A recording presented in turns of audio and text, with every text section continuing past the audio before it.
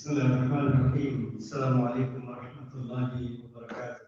بسم الله والصلاة والسلام على رسول الله صلى الله عليه وسلم. أما بعد اشرح لي صدري ويسر لي أمري واحلل عقدة من لساني يفقهوا قولي. اللهم صل على سيدنا محمد وعلى آل سيدنا محمد وبارك وسلم. We begin with praise and glory of the Almighty Allah subhanahu wa ta'ala and sending blessings on our beloved Prophet Muhammad sallallahu alayhi wa sallam.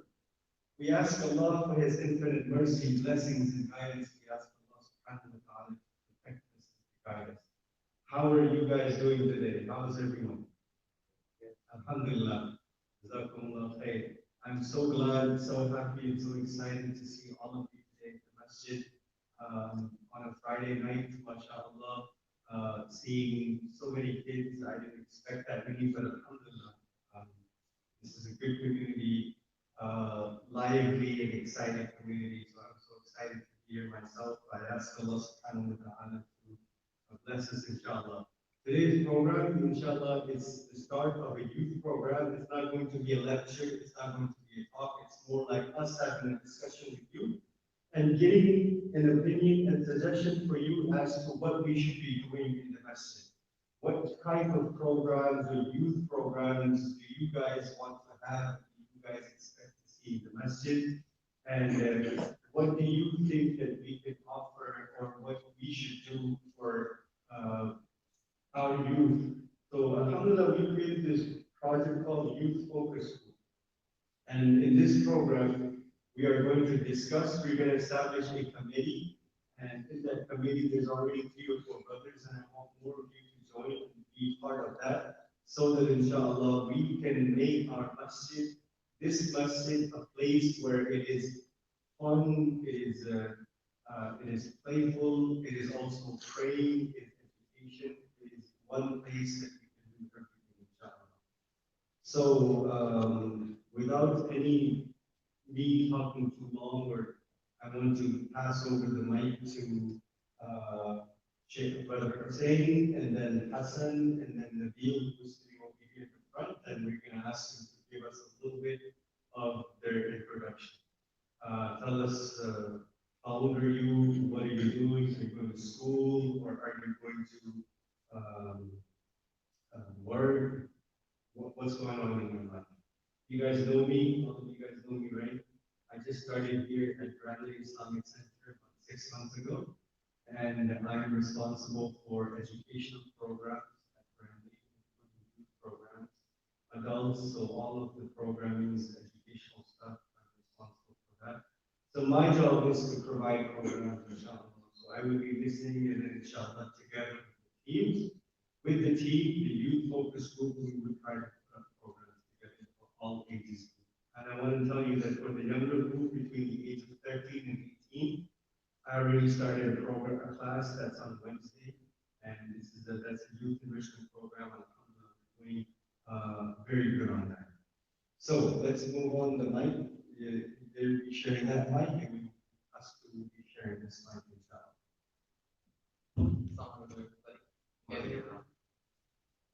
My name is Hussein, and I'm currently working as a full-time epidemiologist, with a public graduate, and I'm just here to help and just make you more involved in the masjid. When I was 2 years younger, I used to be very, very active, not in this community, in another masjid, and there's something special when you attach to the masjid when you grow, and I want to provide that.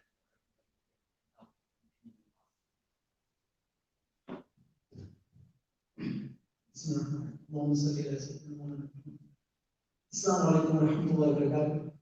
My name is Hassan Siddiqui, and I actually grew up at this masjid too.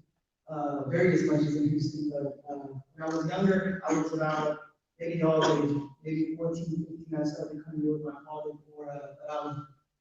And since then, now I'm 27, I graduated from the University of Houston, main campus. I did supply chain. And at the same time, I was going to Quran classes and ongoing my hifz. And that was with 2 teachers, Qari Abdullah, and I had another teacher, Qari Shahid. And since I've been working from home for a supply chain company. And after that, I got a call from Sheikh Kokir earlier this week. So he told me he had an idea. He wanted to gather the youth out at the masjid and, kind of make some productive time at the masjid and find a way for the youth to, enjoy their time at the masjid rather than kind of swaying away from it, thinking it's a very strict place or something like that. And inshallah, during the pandemic, things slowed down. We'll figure a lot of things out, inshallah. And that's why we're here. Assalamu alaikum. My name is Nabila, I'm 16, and I'm just here to bring awareness and, just like help the youth. I grew up at this masjid, and like most of us have, so this masjid is kind of like a safe place for me. And, like I want to make it like that for like as many people as I can.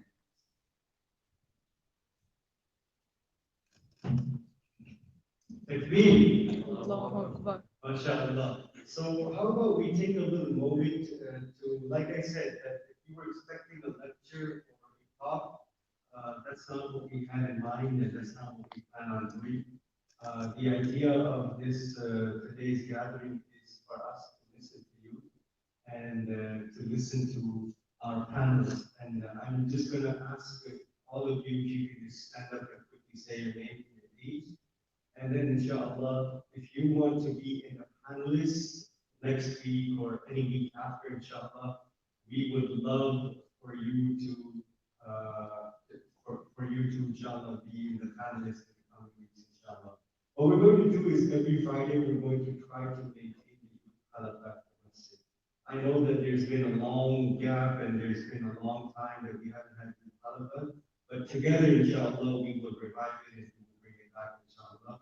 And we will make sure that this masjid is not just for the adults, not just for the seniors, not just for the sisters, but it is for everyone. It is for the youth, it is also for the adults, it is for everyone, and that everyone feels welcome, that everyone feels safe in this masjid, and in all of the masjids that should be the case. Anyhow, so inshallah, if you want to just stand up, somebody who wants to start, and just stand up and say your name, and so that I also get to know you as well. Yes. My name is Walid, and I'm 16. MashaAllah. Walid. Yeah. Walid, thank you, Walid.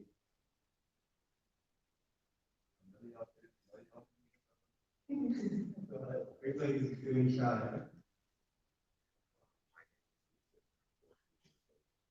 Thank you, Yusuf, for being here today. Anas, jazakumullah khair. I'm so glad you could be here. Bilal, thank you so much for being here today.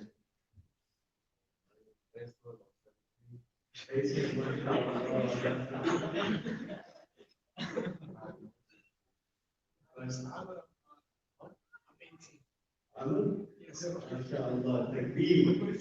Beautiful. Who else, MashaAllah? Who's next? Abdurrahman, thank you for being here. Jazakumullah khair.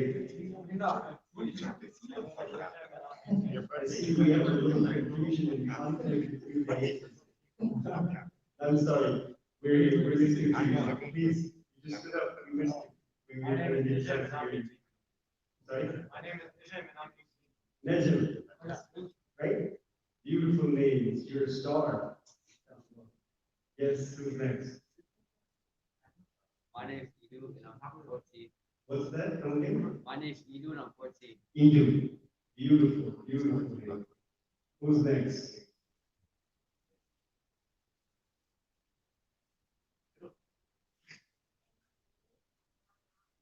Amin, jazakallah khair. Thank you so much. Who's next? Turning 13 soon. Muhammad, your turn. Stand up and tell us. Me? Yeah. My name is Muhammad and I'm almost 13, 1 week, 2 weeks. MashaAllah, takbir. MashaAllah. Who's next? My name is Khalid, and I'm 15. Khalid, jazakallah khair. Beautiful. Did you get everybody? Two more back there. We missed two back there. Come on. What's that? Omar. Jazakumullah khair. Muhammad. Jazakumullah khair. No, he said Amy. Yeah, right. All right.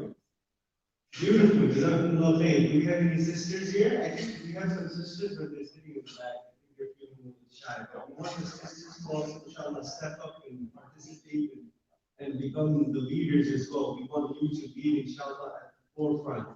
And we want you to participate just like the boys, inshallah. This message belongs equally to everyone, right?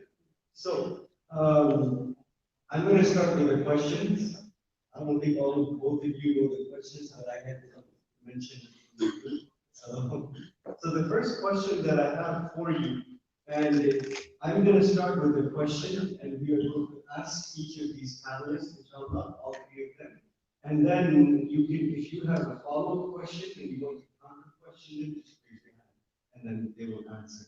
Does that make sense? Does that format make sense? Yeah. I'm going to start off just to initiate, and then I'm going to start saying, and then inshallah Hassan, and then we have Nabil, and then after that, and anytime if you want to have follow-up questions, ask first, raise your hand and ask them directly. Sounds like a plan? It's a quite simple format. Okay. Yes.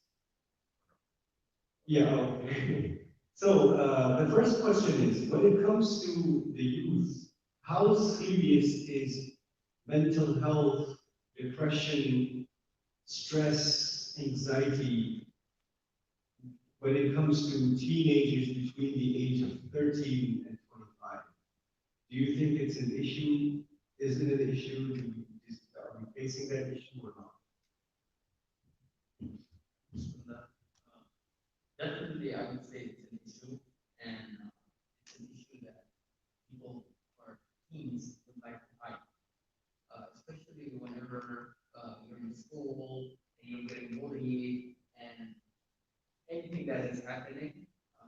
There's tends to be a lot of pressure because if you ask for help, you see yourself as some weakness, and this is not how it should be. So I would say there's definitely an issue. And inshallah, we are here to work together to solve that issue and basically make it an environment that is conducive and encourages people to speak up and ask for help when they do need help, or just ask for discussion, or feel free to talk about it. So I also agree with what you're saying. I think that mental health is a huge thing. Like you said, a lot of the time it's hidden. That's why it's mental.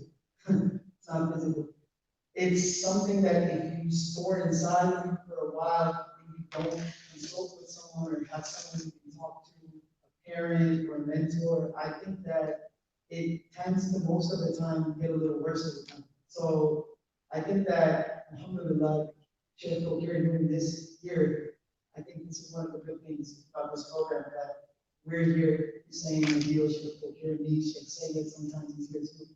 I think that we're ready to help, and if you guys have any questions or if you guys have any of those type of feelings, it doesn't have to be public right now. It can be, we can give you our phone number, you can contact us privately, or even at home, you can call us. It's not an issue, because I mean, I'm pretty sure when we were growing up, we were in school. It's common. It's nothing to be ashamed of. This is natural, these feelings, and I think that you guys should, everyone, girls and boys, everyone, men, women, they should be open about it and have some, inshallah, emotional intelligence. Inshallah.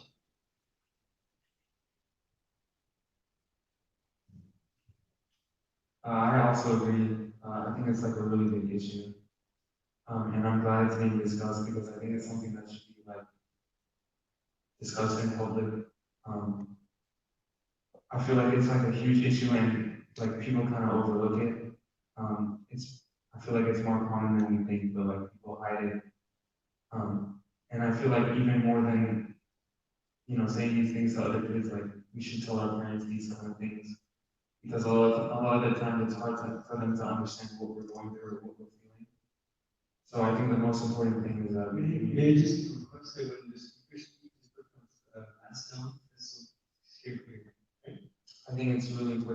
communicate with our parents, and bring awareness to them on, like how we're feeling and what we're going through. Excellent, Jazakumullah khair. So a follow-up question to the first question. What do you think, and this is, take me as an ignorant person, right? Because obviously I do not fit in the same age bracket as you. I'm much more older than you. So, and everybody has their own struggle. Everybody has their own battles. And I'm going to ask the questions over here. What are some of the reasons and causes that you feel that our youngsters and our youth today may fall into mental health issues? Like, if you were to point out 2 or 3 causes, is it bullying? Is it, and I want you to, I know we're in the masjid and I know we're talking about this, but subhanAllah, we have to be honest, right? Is it bullying? Is it drugs? Is it internet? I don't know. Is it pornography? So I want you to just be honest, right? And I want you to, what are some of the causes that you feel, because you probably relate to it, so that may be the reason. And anybody can go with that. Obviously, all the causes that you mentioned, you have some sort of a degree. They have some sort of a degree to it. So, but I feel like one of the causes is the fact that there is a lack of connection between the youth and the parents. I feel like that's very a lot important. That whenever we are facing issues, there's no ease in our hearts that we can talk to our parents about. And I think that's one of the biggest things, that we are afraid that our parents might judge us. We are afraid of what other people might say of us. So instead of asking for help, instead of talking about it, we tend to hold it in. And as we hold it in, it just gets worse and worse and worse and worse. I think a lot of people realize, even the youth, that what a problem could be. But seeking help and asking for solution is where the difference is. So obviously, we want to basically make sure that if you don't feel comfortable talking about it with a certain person, it doesn't have to be that way. You could talk to someone else that you feel comfortable. It doesn't have to be like, if you ask for help, you're seen as someone weak and whatnot. And the other thing is our friends.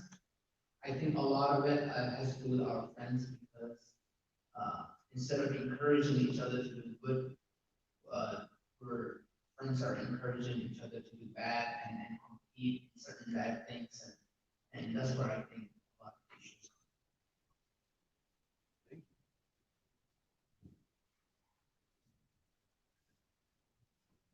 Yes, so I don't think you guys get bullied. You don't seem like the type. So I don't think that's the reason. I think growing up here, I think in the West especially, and social media is something big. I think that's one of the points that I want to make. I think social media got a big deal to do with things. I mean, you're spending like 3 hours, 4 hours, 5 hours, some people the whole day scrolling on their phone, looking at how other people are living their lives. I think in the age group you guys are in high school, middle school, and if that stuff starts real early, that's when you guys are developing. I don't think that for the future, that's a good thing. I think that one of the solutions to that is going outside. You look like y'all hoopers. You guys look like y'all play basketball. I think when some of us were younger, we didn't have those type of phones, or we had all those applications and all that. So I think one of the, to make it summarized, I think social media, that's one of the key factors. And like Brother Hussein said, some of us are scared to talk to our parents about these issues, because a lot of the times most of our parents are immigrants, or they haven't had that type of relationship with us like our friends do, that we can openly speak with them. That's also one of the main things that leads to these type of issues, like not knowing how to talk to your parents about maybe girls, or about wanting to join the team, football team. Maybe they want you to focus more on studies. a lot of issues. So I think those type of things are main contributors to it. Inshallah, we'll figure some solutions out for this. Inshallah.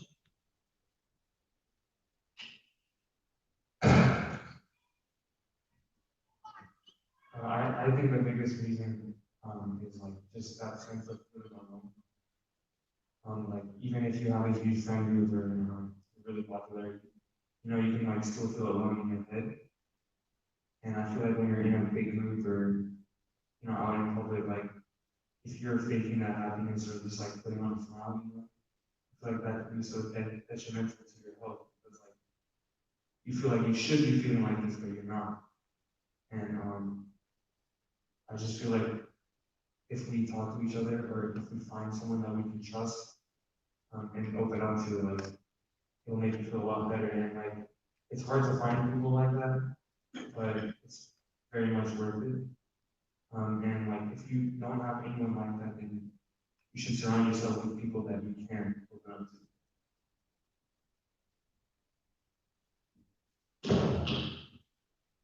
So you guys have any follow-up questions? Anyone? No? Yes, sir. Yeah? You can say that loud, yeah.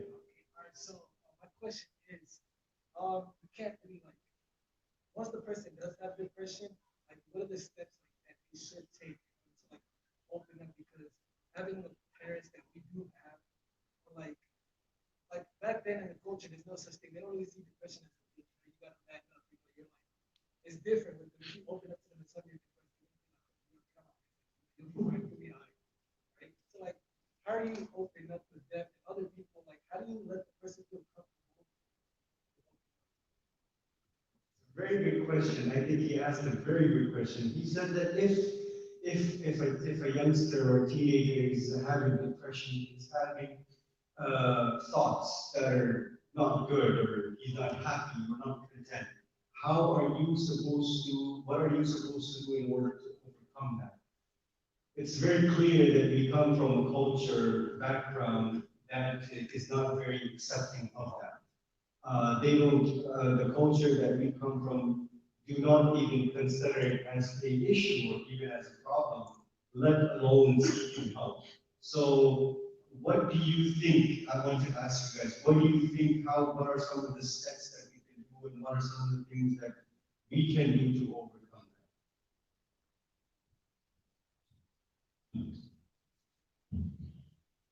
I think the best way to overcome that is first, not see it that something's wrong with you, meaning like you're not crazy or nothing is going bad with you, but rather you need to have the friends that you can talk to.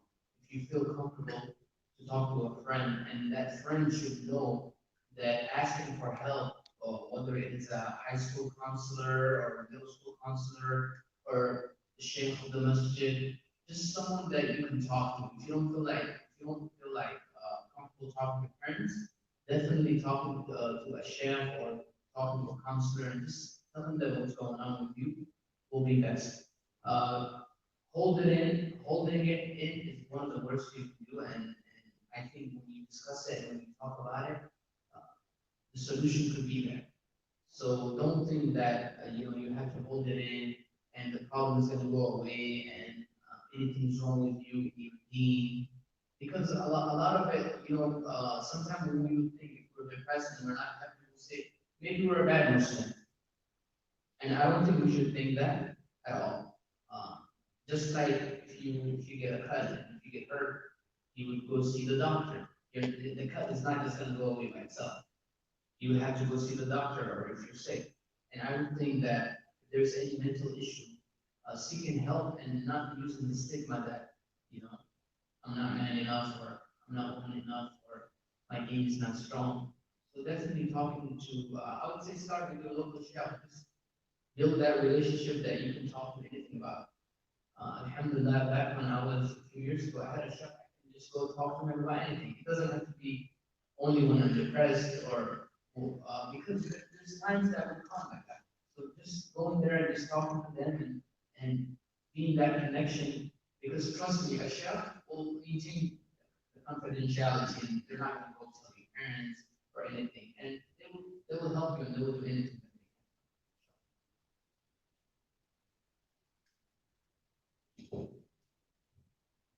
that Yeah, so I agree with what Brother Hussein said.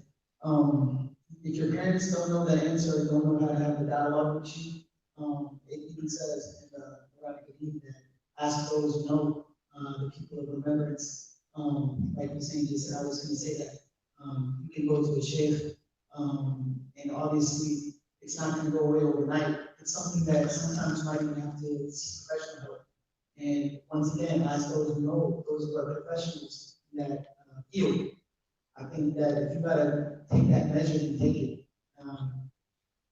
Because a lot of the times at home, we're just told, like you said, just go away. Like, it's not real, it's fake, it's imaginary. No, that's not the case, it's real. There's a lot of people that have this problem, depression, anxiety, whatever it may be. I think Hussein was spot on with that. I think you should talk to a sheikh. Sometimes you need a spiritual leader to talk to fix your inside. And I think that's perfect. Going to a sheikh, and even, when you get a little older, when you have the needs, go to a therapist. There's nothing wrong with that. And inshallah, that's spot on what he said, and I agree with you.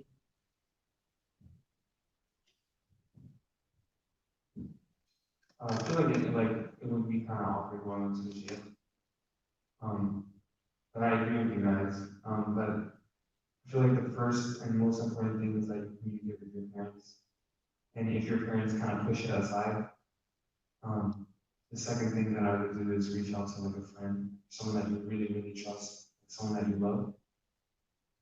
And if you don't have that, then I would say try to reach out to God. It kind of sounds dumb, but I'm not saying be religious and stuff, but I'm just saying try to see God as a person that you can talk to. Because when all else fails, you still have God. So try to look at God as a friend or someone that's always watching over you.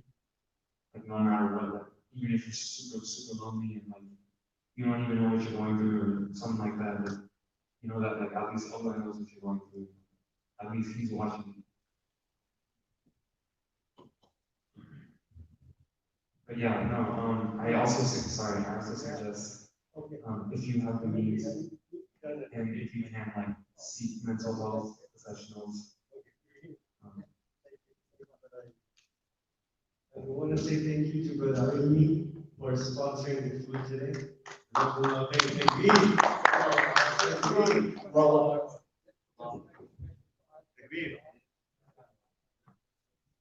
Okay, he's requesting to make special dua for his wife, for the mom. May Allah subhanahu wa ta'ala give her shifa.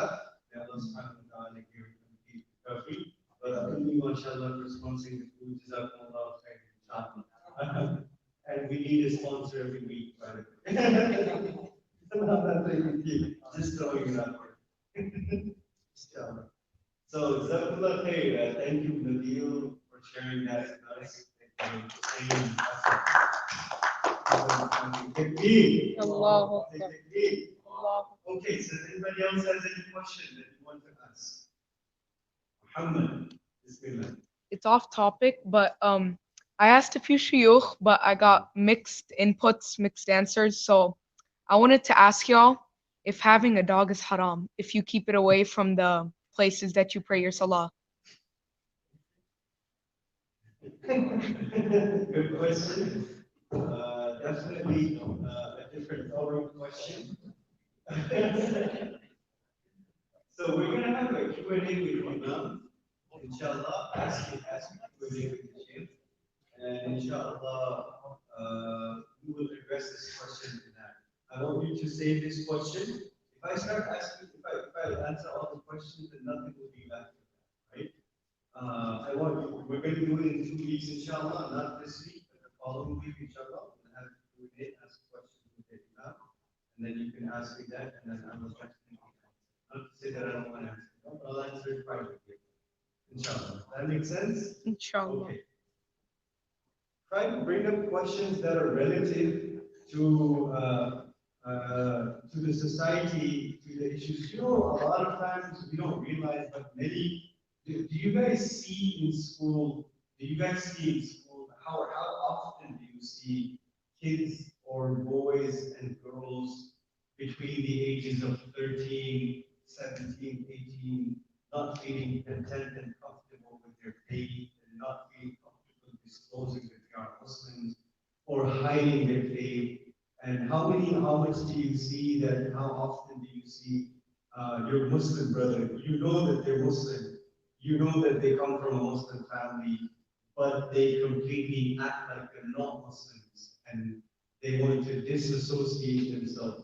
I'm sure you guys have seen that. Have you guys, no, you guys have no, I see this with so many kids even coming to the masjid. A lot of time I see so many kids being forced to come to the masjid. They say it straight up, I'm here because of my parents. But anyhow, mashallah, some of you have good experience, that's really good, you guys are good company. But just because just because we haven't probably experienced does not mean that it doesn't exist, it doesn't mean that it's not there, right?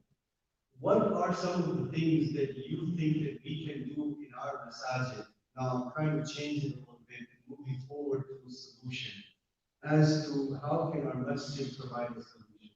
And that is going to be like, what do you think that the masjid or we should do in our community, in our masjid to make our places of worship more friendly, more welcoming, more loving, more open to all? I'm going to get to that. Amar had a question. You had a question, right?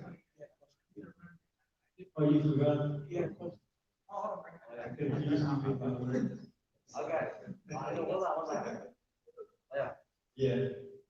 How can you help a friend if they're like asking help about like if they have a question, they're asking you for help, you're the person that they're trying to talk to. How can you help? You want me to answer? You can. I mean, anyone. Bismillah. Definitely, making them comfortable to ask is one of the first steps that you can take. So if they actually did come and they ask, try to tell them that, comfort them and tell them that, hey, look, inshallah, we will definitely find a solution. And just you knowing it, it's more than enough. So you can actually ask someone who have resources to a mentor or someone that they can talk to, or even encouraging them to take that step to either approach their parents, talk to a sheikh, talk to a therapist, any of those things. But I feel like a lot of people, whenever they're depressed, whenever there's anxiety or any issue, the first step is they're scared to ask for help. So whenever they come and tell a friend, I would say the friend should actually comfort them and also encourage them to ask for help. And to tell them that asking for help, nothing's wrong with it. And inshallah, with asking for help, a solution will be found and your life will be better.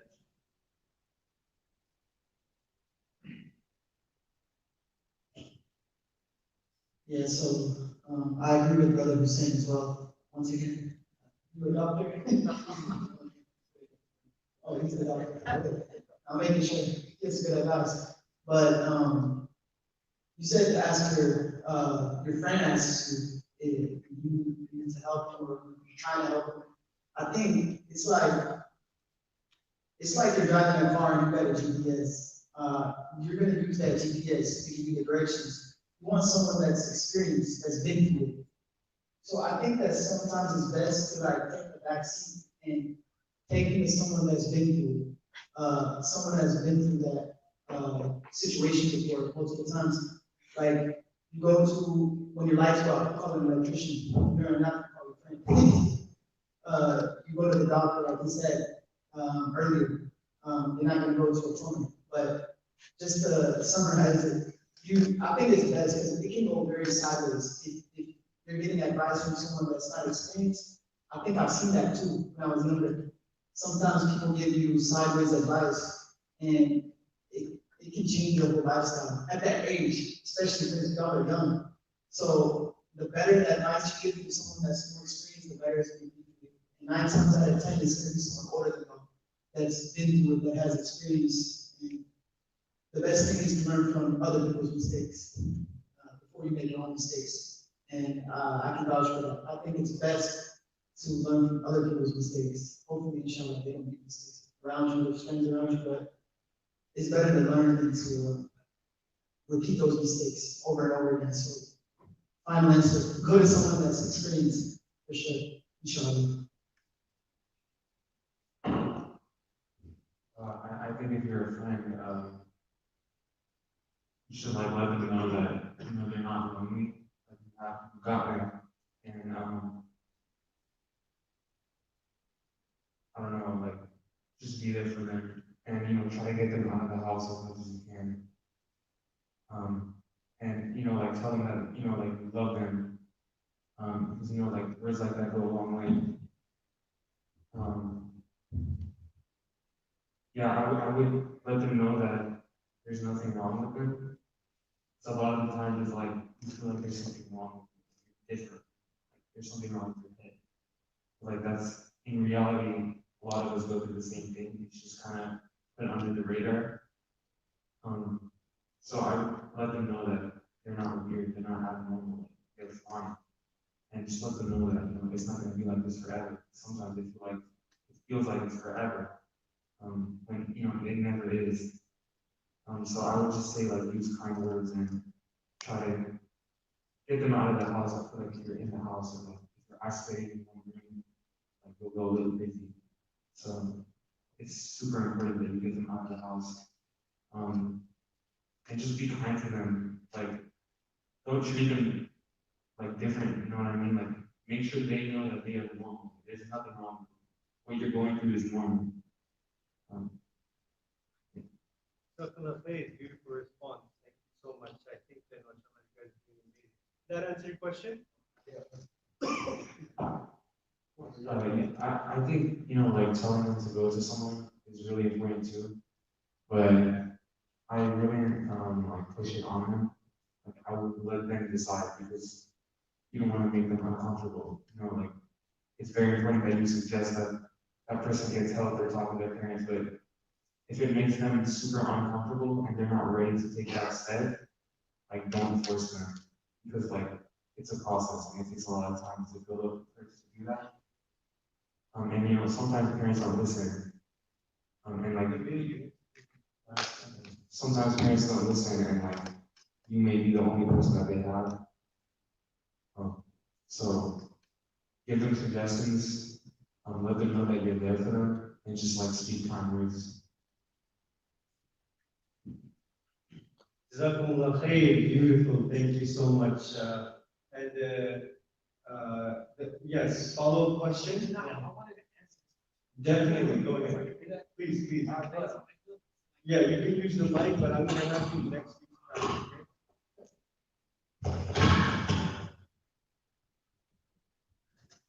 Hello? Alright, so basically what I did want to say is that sometimes people don't open up. If they do, that's good, but sometimes people don't open up. The most important thing, I guess, is to never let the person be alone because the person can take meds, they can talk to a therapist, they can be open up to their parents, but the moment that the person feels alone, it's all gone. Like, nothing matters at that point. Once the person is alone in a different world, they just feel different. So my advice to you guys, believe your questions, believe you as a friend, never let the person feel alone and feel sad. Don't let them feel different than others. Allah.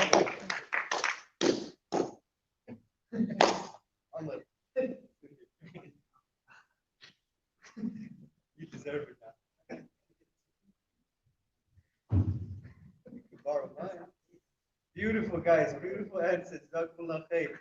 Did that answer your question? Yeah. Does anybody have any question? All right. So we're going to move to the second part, and the second part is that what do you think that we should do? What kind of programming? What would you like your masjid to offer for the community, for the youth, that you would call it, that would be interesting enough for you to want to come to Friday halaqah and look forward to it? And I'm gonna take notes, all right? You guys want to start, or you guys? How about you guys? If you want to just raise your hand. If not, then you guys please give some suggestions, and I'm gonna put it down. Yes, sir. You go.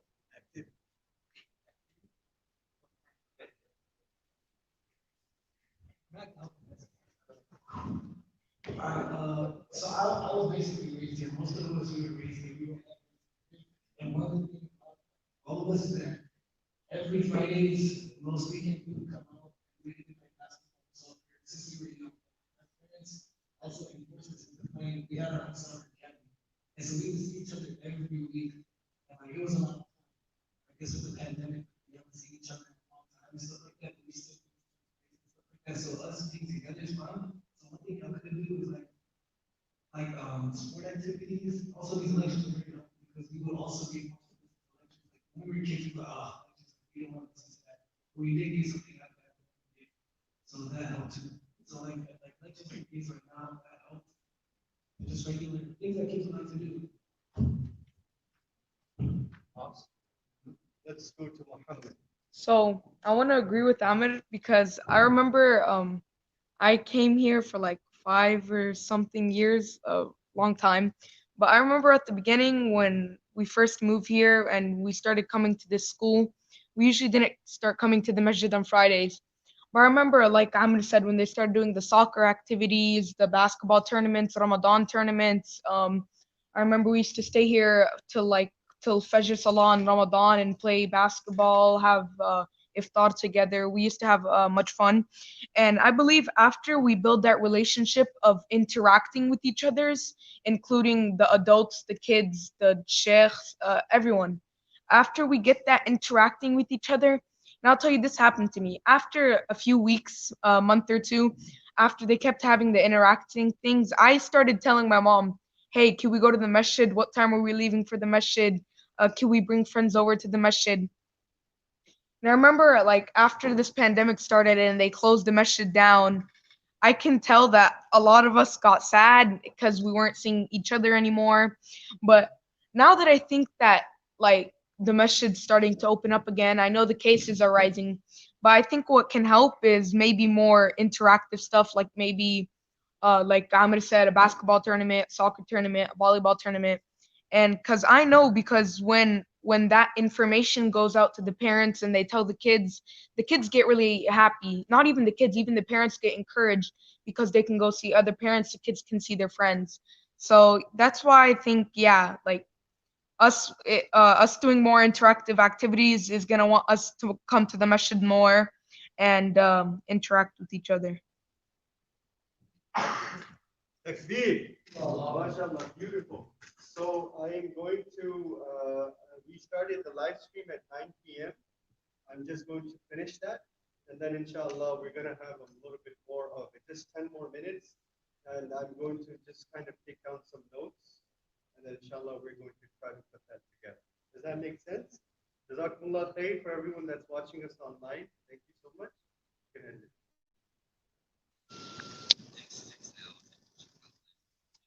All right, now it's going to be instant. So, great.